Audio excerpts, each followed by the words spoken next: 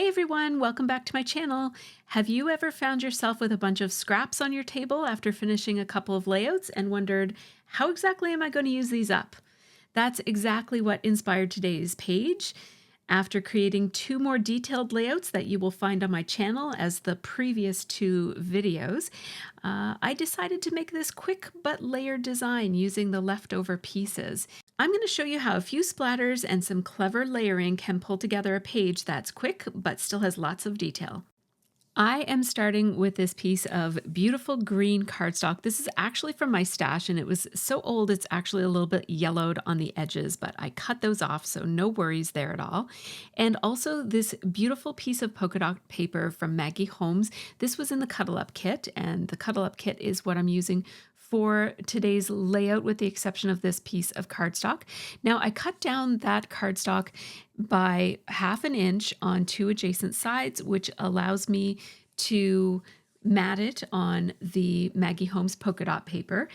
I love the look of a bold polka dot as my matting because it really brings an energy to the page that is hard to duplicate in other ways. It's just a really fun, easy way to add a bit of a bold element without having it take over your whole page. So I did that, and then I also matted my photo on a piece of scrap paper. I've got lots of scraps here. This is a little gift bag that I tried to make, but I inadvertently punched it upside down. So I have the scrap from that, and I have this other scrap. I've got this torn paper here, which I'm going to use a little strip of. This is going to be my ledge. I do love a ledge composition, so that's what I'm going to be doing here. I also have a chunk of that fall floral paper. I think that is from Simple Stories, also from the kit. And so I'm just trying to decide here which side I'm going to make this layout be on. And sometimes, especially if your people are pointing off to one direction or another, it's nice to have your people looking towards the inside of the page. But here everybody's looking pretty much straight on. So I based my decision on what I thought I had done recently. So I like to mix it up. If most of my layouts are all happening to be over on the right, then I'll move one over to the left and vice versa. These are the printables that come with the main kit. So you get a downloadable file that you can print up. I printed mine up, and this month I cut them all out in advance using my brother's Scan and Cut, which was super easy. I was surprised by how easy it was and kind of regretting not doing that more often. These are what I just cut these little geotags from, is a set of downloadable printables that I provide for my patrons every month. So these are Tiara exclusives, and I've just cut it out. And as you can see, it's sized perfectly that you can use a standard hole punch to punch out the center of those geotags. I love geotags on my pages, and I find that not enough manufacturers include geotags. Unless if it's a travel page, you're not going to see geotags in most collections. And I find them really relevant for, almost anything takes place at a place. Even if it's your home, it's still a place. So I like to use them for everything. We were at Acadia University for the run. This is a university in the Annapolis Valley, and we were there for the Harvest Run, which my husband and daughter and sister-in-law and brother-in-law all took part in. And this is a photo of just us spectators here. I have the word Acadia there. It's a little bit askew, but I am going to fix it. I just haven't gotten around to it yet. I'm starting by connecting everything to everything else so that I don't have to worry about keeping these things in place and not having them move around as I decide on my embellishments. I'm going to use my Stampin' Up! Ink there to stamp the date with my roller date stamp. And I'm just layering these labels so that you can, basically I'm wanting a combination of long ones and shorter, like round ones. They're all rounded in some way, but we've got this long oval kind of one as well as the circle one. I'm going to pop up my geotag so that it pops up off the page a little bit using some foam tape there. And that's just going to designate the beginning of my title right there. So the title of this one is simply going to be Acadia. I will put the little dot on top of the I as well, but like I said, I'm trying to figure out the overall design before I focus on the little details. So I wanted a little cluster of layered labels below and then another cluster of layered labels above. And these labels are going to serve as houses for some of the embellishing that I want to do. Little homes, I guess, not houses, but homes. So I'm using the same scallop punch that I used on my last layout, which you can check out in the playlist for this Cuddle Up kit. And I keep cutting little bits of it off because these papers are already glued to each other.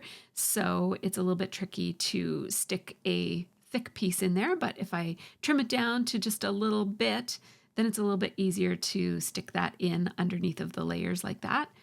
I love a solid cardstock scalloped edge as just a little bit of interest in my layers.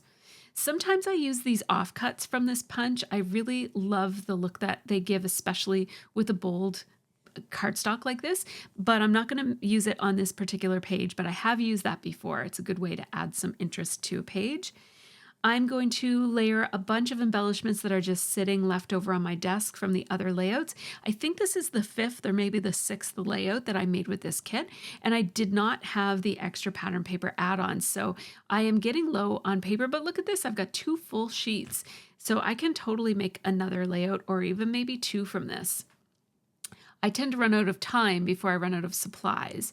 This is another one of those cut aparts, and they are designed to just punch with a circle punch. So I had done that, and I had that little leaf, and I thought it would be cute inside of that label. It just makes the label a little bit less of a stark white. I am combining whites and creams in this page, which you can totally do. Just make sure that you don't add only one white item to an otherwise cream page, and vice versa. You want to just make sure that you're spreading out the whites and creams so that it looks balanced. So I have the labels are printed on white cardstock, so they're very stark white. And if I were to use any of these other elements from the cut aparts, these again are the ones from my Patreon tiaras. So any of those have white, like pretty bright white writing on them too. So that's another way to add white to a cream page. I'm just going to hand cut this little tag, and I made these tags be chunky tags so that you could put something underneath of these words if you wanted to. And that's exactly what I'm going to do here. I'm going to put the word run, which I had run out of U's, and for my last layout I thought I was going to need a U, so I cut the top off of an O, so it's basically a little short U, and I think it looks really funky, so I actually quite like the look of that. So don't hesitate to modify your letters if you are running out, because it's a good way to use up leftovers, and also I do think that it has an interesting look to it when you do something like that. This little tag is going to live right here, layered in front of the leaf cut apart that I had used, and just in the top, tucked in under the photo. And now I do have these word cut aparts as well that I have used elsewhere. Oh, actually, it looks like I didn't use them elsewhere, but I'd like to use them elsewhere. So these ones I actually I printed onto sticker paper. So these are quite a bit more thin than the other ones. The other ones were all printed on cardstock, so they're thick and you can texture them quite nicely. So I'm putting this one that says apple cider over here because Adam is actually holding a bottle of apple cider right there. And then there's another one here that says apple picking, and so I put that one at the top there just to add a little bit of interest to that. And also because it's very relevant. I think I forgot about these when I was designing the other pages. So just don't hesitate to go back and add things to your pages as you think of it, because it's always fun to get this product onto your pages. Now this one I'm actually going to put right in the middle of the leaves in the background. It says golden leaves and good vibes. And I just love how it looks right there above the girls' heads. I'm going to tuck in some things every here and there, and you'll see me just audition a few things. I want something beside that geotag. It just feels like that space above the word Acadia is a little bit awkward, like there's just a little bit too much white there. So I'm going to find something to sit right above the word Acadia, and this little chipboard sticker worked perfectly there, so I just put that there. And now this phrase says sweater weather.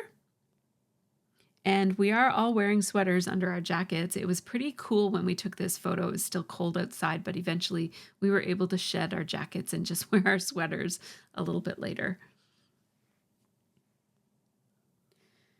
Now something's going to have to go at the end of this little word sticker because it just looks a little bit too much of a harsh edge where the sticker ends. So I'm going to put some of these little pieces of confetti. This is one of the star pieces of the MTK kits is our confetti mixes, which are a really great way to scatter some extra color and interest on your pages towards the end, or even just build them into the design of your page as well. So I'm going to add some glue to that sticker so that it stays put. And now that everything is on the page, it'll be a lot easier for me to do the final touches. So I replaced one of the labels with that Autumn Breeze sticker. It's a chipboard sticker that came in the embellishment kit. And then I'm going to put a little secondary cluster up here. I did move the overall cluster down a little bit to make room for a secondary cluster so that it has a bit more space between the main cluster and the secondary cluster. This one up at the top has one label, a chipboard sweater sticker, and then this one, this little cut apart says flannel and foliage. And I will layer that on top of the sweater. And I am going to need to put some foam tape underneath of it because that sweater is a chipboard sticker. So that means that this little title, this little word sticker is going to be hanging out in the air. So I need to kind of put something underneath of it to support it and hold it up. Now I just need a little something organic to soften that edge a little bit, like a floral piece or a leaf or something like that. So that's what I'm looking for here in my little collection of die cuts. I took out a couple of different options, but I'm ultimately going to go with this little sprig of, I don't know if it's leaves or berries or what this is, but it's super cute.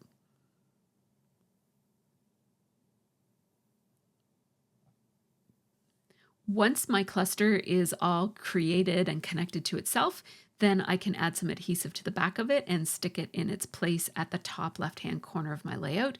And I find that putting a little secondary cluster up in the top or down in the bottom of one of the corners does a really good job of providing balance to a layout like this, where there's basically one large cluster in the middle.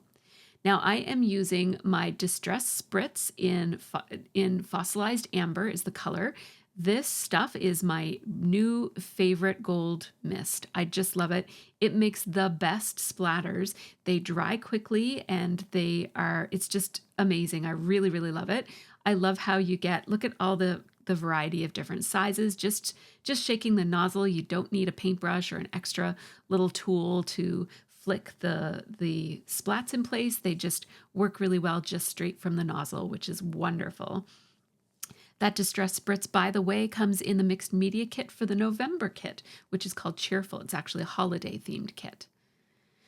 I'm going to add amongst my splatter some little pieces of confetti. I have a little bit of it poured into a bowl, and that allows me to just pick out the sizes and colors that I'd like to use. And I'm using a combination of the iced caramel ones, which are the reflective light brown ones, and also the two different shades of green. We have a dark chartreuse and a light chartreuse in this mix.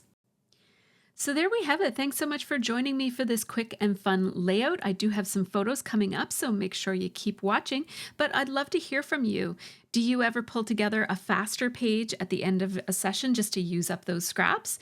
Let me know in the comments if you have any go-to tricks for quick layouts, or if you like to keep those scraps for other projects.